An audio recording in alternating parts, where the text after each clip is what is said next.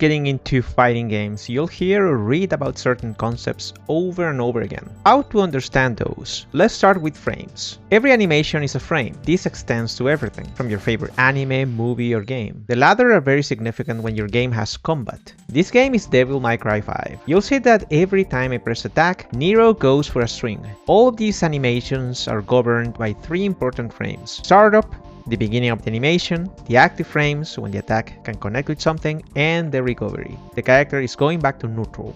Fighting games usually render at 60 frames per second. That means every frame is 1/60th of a second. Going back to frames, let's take this button. Zangief standing heavy punch in Street Fighter 6. Thankfully, more fighting games have the frames available in training mode. If you press a standing heavy punch, you'll see the numbers. The total is 42 frames. The startup animation is 16 frames. You see here that the green squares end up at 15, since the 16th frame is also the first active frame. It's active for 3 frames, then all the recovery frames start, 22. In fighting games, you rarely can do something with this, but there are some exceptions. In general, you can get hit here. Remember, every frame is 1/60th of a second, thus moves above 15 or more frames are considered slow in Street Fighter, while everything less than 8 frames is very fast.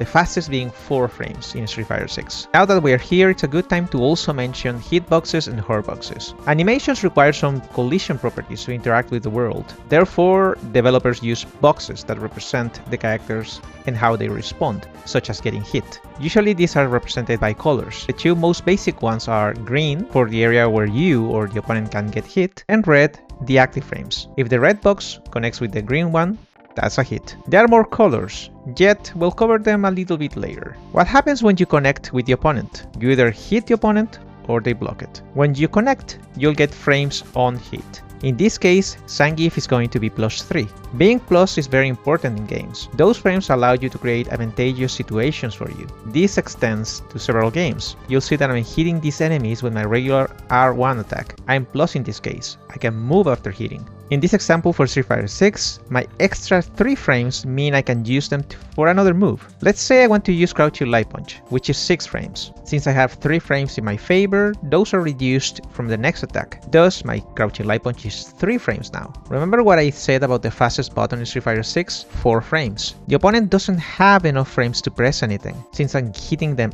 out of the startup animation of their attack, I'll get a counter hit. This is a frame trap, and your reward is extra damage and more frames on hit. In Street Fighter 6, you get 2 extra frames every time you hit someone with a counter hit. This opens your game for more combos and even more frame traps. What if they block it? You're now -3.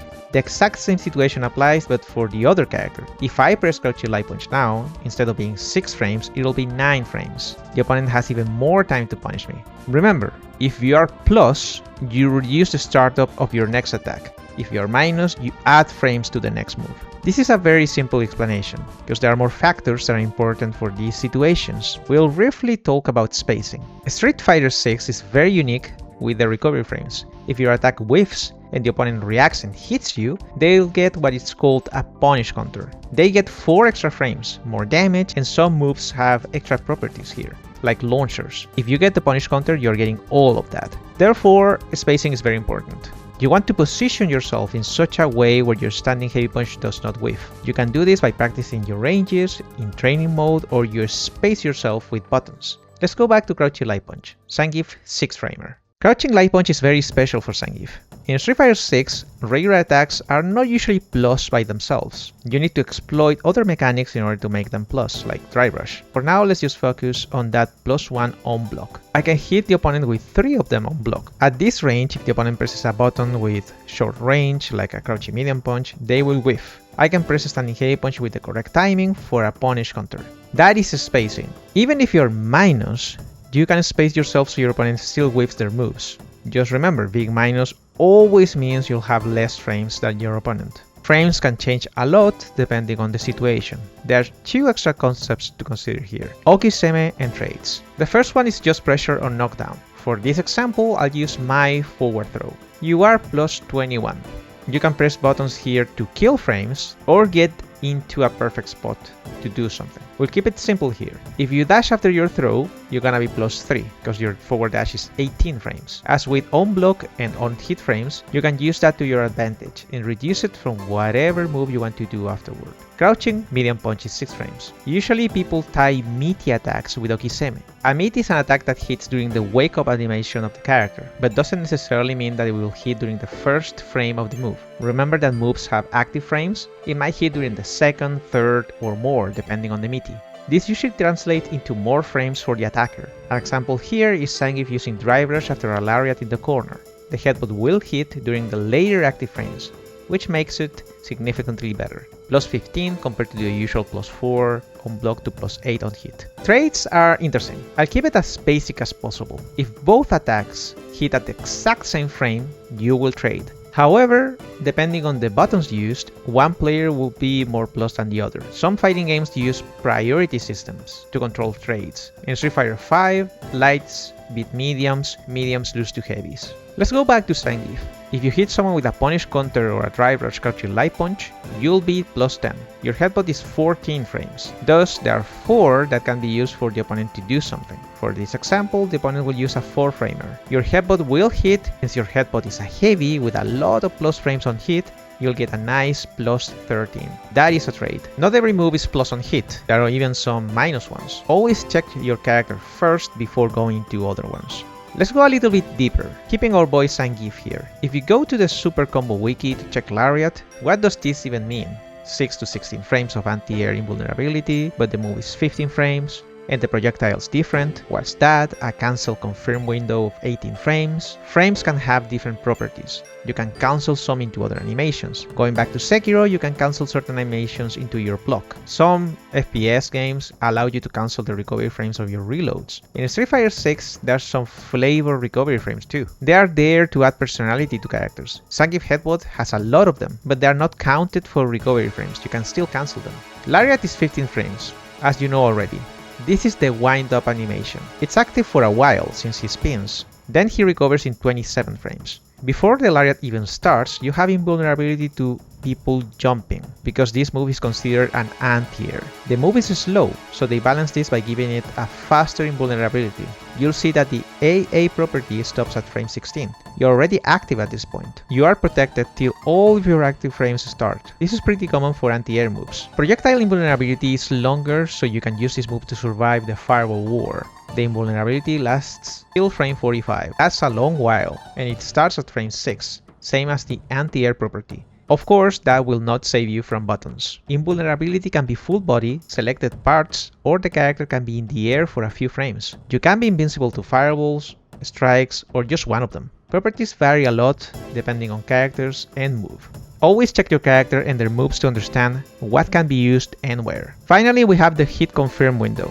This number is how much time from the active frames you have to cancel into something. Regular lariat can cancel into super level 3, but the OD one is the move you'll use most of the time. 18 frames is pretty much reactable if you train yourself. Less than that, pretty difficult. You are committing if the cancel window is less than 15 frames. Some moves have more generous cancel windows, like Hell Stab. That's 21 frames. Standing medium punch target combo has a 28 confirm window. Higher number, the more time you'll see the hit and do something about it. I mentioned Zangief in his crouching light punch. No gaps between his crouching light punches. But what about the other characters? We have to talk about links and chains. Different games use different chains. In Guilty Gear, this concept is known as Gatling, but the idea is more or less the same. Ryu can chain his crouching light punch into another crouching light punch. If you only press crouching light punch on block and wait for a few frames for the next one, you leave a larger gap for the opponent to do something. If you press it immediately one after the other, your second crouching light punch chains, leaving a smaller gap between the attacks. This is to guarantee a string.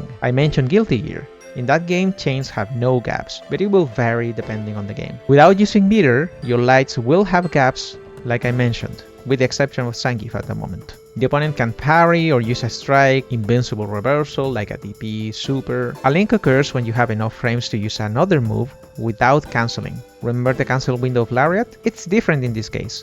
let me show you a link. A non-crouching medium kick into super level 2. If you get a crouching medium kick in punish counter or in a dry brush scenario, you'll be +7. A non-super level 2 is exactly 7 frames. You're not cancelling this, since those only happen during the active frames. Here, you finish your crouching medium kick before you go into the super level 2. Depending on the character, this changes. This is how combos work in general.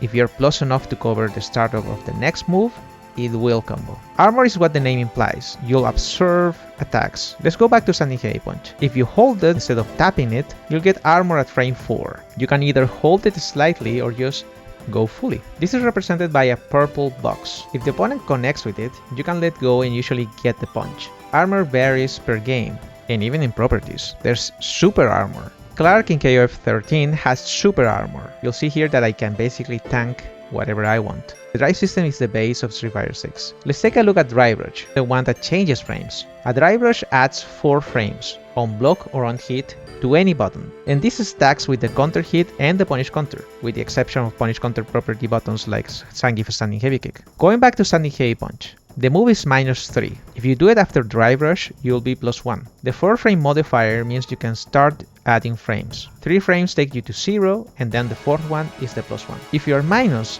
and you get 4 extra frames, you get closer to 0. If your move is already plus, you just add more frames to that move. And then you reduce those frames for the next attack you want to do. The buttons that have cancel properties can go into a drive rush, on hit or on block. Depending on the speed of the button that started the drive rush and the one that follows, you can create attacks without gaps, or ones that do have them, or frame traps. This is a video by itself, so I won't go into much detail here. I encourage you to go to training mode and test characters to find the most important ones. Just as an example, Zangief can do crouching medium punch DRC, crouching medium punch on block with no gaps. However, every gap in a drive rush means a possible reversal. Let's just talk about juggles a little bit. Juggles allow you to combo the opponent in the air. Some attacks allow you to free juggle, basically do whatever you want, while others are more limited. As you might expect, this varies per character. Yet, the drive system allows characters to juggle more freely in general. This is another one that requires an entire video. But have this in mind. If you hit the opponent with something, and you have no clue if the next attack juggles, drive rushing first will get you something. More than going in depth about grabs, consider that grabs are like any other attack. They have 3 active frames in Street Fighter 6 and a violet box to represent the range. This is Zangief Light SPD, for example. If you want to use a throw after an on-block attack, you need to consider 2 things. You need to be close and be around +2 to +4. You can Meaty with a throw at +5. A throw after an on-block attack is called a tick throw. You want to be at least +2, since the startup of regular throws is 5 frames. Thus, they be around 3 frames. If you're way too plus, more than 5 frames, 6 frames or 7 frames, you need to delay the throw in order to connect. Remember, you'd be 2 plus at that range. You can do a tick throw after a +1 or even 0, but the opponent can recognize that and press their 4-framer, and beat up the startup of that throw. This video started as a frame data information video, but then it developed into something more. I briefly talked about almost everything, I think, but very briefly. If you really like this video, please subscribe. Go to the Siberia Lab, twitch.tv/Siberia Lab, for Zangief and even other characters. Thank you again for being here. Take care of yourselves. Remember to hydrate, keep playing grapplers, and I'll see you in the next one. Bye bye.